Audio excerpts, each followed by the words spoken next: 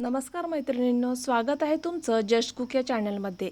आज आपण करणार आहोत कुरकुरीत असे मसाला शेव। तर आपले हे शेव 6 किलो बेसनापासून आपण बनवणार आहोत। तर साधारण मी यासाठी अंबारी मिरची पावडर घेतली साधारण 400 ग्रॅम, हिंग घेतला एक छोटी डबी, मी इथे रामबंधू हिंग घेते। नंतर मी 50 ग्रॅम लवंग घेतली आहे, 200 ग्रॅम मी इथे ओवा घेतलाय आणि 250 ग्रॅम इथे जिरं घेतलंय। आणि आता हे सगळं साहित्य मी मिक्सरला छान बारीक वाटून घेणार आहे। हे तीनही साहित्य आपल्याला छान बारीक करायचे आहे, म्हणजे शेव बनवताना हे साच्यामध्ये अडकणार नाही याची दक्षता घेण्याकरिता हे छान मस्त मिक्सरला वाटून गाळून आपल्याला घ्यायचे आहे। नंतर एका मोठ्या भांड्यामध्ये मी बेसन मस्त गाळून घेतले, साधारण 6 किलो बेसन आहे। आणि नंतर आपलं हे ओवा, जिरं आणि लवंग हे असं मिक्सरला मस्त वाटून घेणार आहे। याची बारीक अशी पावडर आपल्याला करून घ्यायची आहे। नंतर एका गाळणीमध्ये टाकून छान अशी बारीक गाळून घ्यायची आहे। आता आपली पावडर मस्त गाळून तयार झाली आहे। नंतर एका मोठ्या घमेल्यात साधारण 6 किलो बेसन घेतलंय आणि नंतर या बेसनामध्ये मी साधारण अर्धा किलो मीठ घालणार आहे। हे शेव कमीत कमी 2 महिने जसेच्या तसे राहतात, खराब होत नाहीत। तुम्ही शेवभाजीसाठी सुद्धा या मसाला शेवचा उपयोग करू शकता। अशा प्रकारे मी सगळ्या 6 किलो बेसनामध्ये साधारण अर्धा किलो मीठ घातलंय आणि नंतर जिरं, लवंग आणि ओवा याची जी पावडर बनवली होती ती सुद्धा या बेसनामध्ये अशी छान मिक्स करून घेऊयात। हे शेव तुम्ही प्रवासात कुठेही नेऊ शकता, छान टिकतात। लहान मुलांना सुद्धा हे शेव खूप आवडतात। आता मी सगळं मस्त मीठ आणि जिरं, ओवा आणि लवंग याची पावडर मस्त या बेसनामध्ये एकत्र करून यामध्ये साधारण 400 ग्रॅम अंबारी लाल तिखट घालणार आहे। हे शेव तुम्ही दुपारच्या वेळी भेळ करून मुरमुऱ्यासोबत सुद्धा खाऊ शकता। लहान मुलांना हे शेव फार आवडतात। आता यामध्ये मी 400 ग्रॅम साधारण लाल तिखट घातलंय आणि नंतर आता सगळं आपलं असं एकत्र करून मिक्स करून घेऊयात। तर सगळं मस्त एकत्र करून झाल्यानंतर यामध्ये मी साधारण 1 किलो तेल घेतलंय। तेल तुम्ही कोणतंही वापरू शकता, सोयाबीन, रिफाइंड ऑइल। मी साधारण 6 किलो बेसनाला 1 किलो रिफाइंड ऑइल टाकणार आहे। यामुळे शेव आणखीनच खुसखुशीत येतात।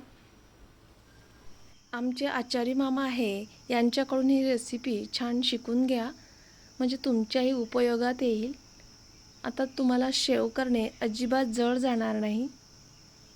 फक्त प्रमाण व्यवस्थित घेतलं की शेव अगदी सोपे होऊन जातात। या आचारी मामाचा एकूण एक पदार्थ अचूक असल्यामुळे मी या मामाने बनवलेले शेव तुमच्यासमोर सादर करीत आहे।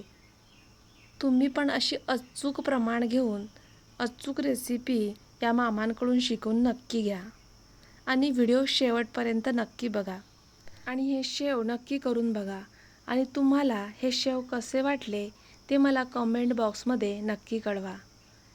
तर यामध्ये तेल टाकून झाल्यानंतर थोडं थोडं पाणी घालून हे सगळं बेसन असं पातळ, जास्त घट्टही नको असं या मामाने भिजवून घेतलंय। तुम्ही बघू शकता, कारण साच्यामध्ये घातल्यानंतर हे बेसन चिकट झाल्यामुळे साच्यातून पडायला जरा भारी जाते, म्हणून थोडं बेसन पातळच घ्यायचं आहे। जास्त पातळही नको, नाहीतर शेव वातळ येतील। आणि छान असं हे बेसन पीठ आपलं भिजून तयार आहे। आता सगळ्यात शेवटी यामध्ये हिंग घालून हे बेसन पीठ शेव काढण्यासाठी तयार झालं आहे। तुम्ही जेव्हा शेव डब्यात भरून ठेवता तेव्हा फक्त ओला हात या शेवाला लावता कामा नये, नाहीतर शेव वातड होतील किंवा त्यावर ओले हात लावल्यामुळे बुरशीसुद्धा चढू शकते। हे शेव बनवल्यानंतर तुम्ही हवाबंद डब्यात ठेवायचे आहेत।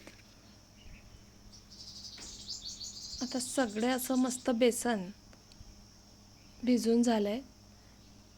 तुम्ही हे किती घट्ट पातळ हवं आहे तुम्ही व्हिडिओमध्ये बघू शकता, त्यानुसारच तुम्ही हे बेसन असं भिजून घ्यायचं आहे. थोडं थोडं पाणी, एकदम आपल्याला पाणी घालायचं नाही, थोडं थोडं करून पाणी घालून आपल्याला बेसन असं भिजून घ्यायचं आहे. आणि त्याची पाणी टाकून अशी हळूहळू मसाज करायची आहे बेसनाची. म्हणजे त्या बेसनाचा एकूण एक कण असा छान पाण्यात मुरून जाईल आणि शेव खुसखुशीत येतील.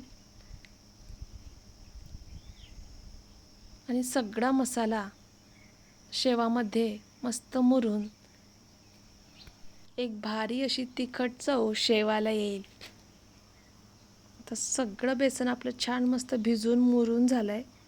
आणि सगळ्यात शेवटी आता आचारी मामा यावर हिंग घालून नंतर हे बेसन छान एकत्र करून हिंग मुरेपर्यंत 5 ते 10 मिनटं असंच ठेवायचं आहे.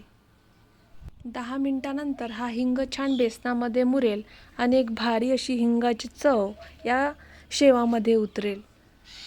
तोपर्यंत आपण एका कढईमध्ये छान 3 किलो तेल घेतलं आहे, रिफाईंड ऑइल घेतलं आहे. तुम्ही कोणत्याही प्रकारचं तेल घेऊ शकता. आचारी मामांनी साधारण 3 किलो तेल घेतलं आहे. नंतर हा साचा असा ओला केला आहे, म्हणजे हे बेसन पीठ याला चिटकून बसणार नाही. नंतर 10 मिनिटांनी पुन्हा या आचारी मामांनी या बेसनाची अशी मसाज करून घेतली. छान चुरून घेतला आहे तो गोळा. तुम्ही बघू शकता मगाशी आपण त्यामध्ये भरपूर पाणी घातलं होतं, पण या बेसनाने सगळं पाणी शोषून घेतलं आहे. आता हा गोळा आपला 10 मिनिटानंतर छान मुरला आहे. नंतर या ओल्या साच्यामध्ये असा बेसनाचा गोळा टाकून आता हे आचारी मामा याचे मस्त कडक तेलात शेव बनवणार आहेत. तिकडे आपलं तेलसुद्धा छान तापलं आहे. आचारी मामाने त्या तेलामध्ये साधारण काही थेंब पाणी उडवलं आहे, म्हणजे या तेलाचं टेम्परेचर कंट्रोल राहील.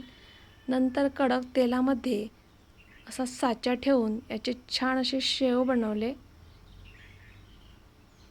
तुम्ही बघू शकता किती छान असे मस्त शेव आपले तयार झाले आहेत. हे शेव चवीला अप्रतिम लागतात. लवंग आणि ओवा यामुळे एक भारी चव या शेवाला येते. तुम्ही हे मसाला शेव नक्की करून बघा. आता माझं तर या मसाला शेव बनवण्याचं टेन्शनच गेलं आहे. एक प्रॉपर रेसिपी मला या शेवाची शिकवली गेली, त्यामुळे आता मी शेव बनवण्याच्या बाबतीत निश्चिंत झाली आहे. तुम्हीसुद्धा हा व्हिडिओ नक्की बघा आणि अशा प्रकारे शेवची रेसिपी नक्की ट्राय करा. आणि हे शेव कसे झाले ते मला कमेंट बॉक्समध्ये नक्की सांगा. तुम्ही हा व्हिडिओ शेवटपर्यंत बघितल्याबद्दल सगळ्यांचे मनापासून आभार. चला तर मग एन्जॉय करा खुसखुशीत मसाला शेव. तोपर्यंत बाय बाय.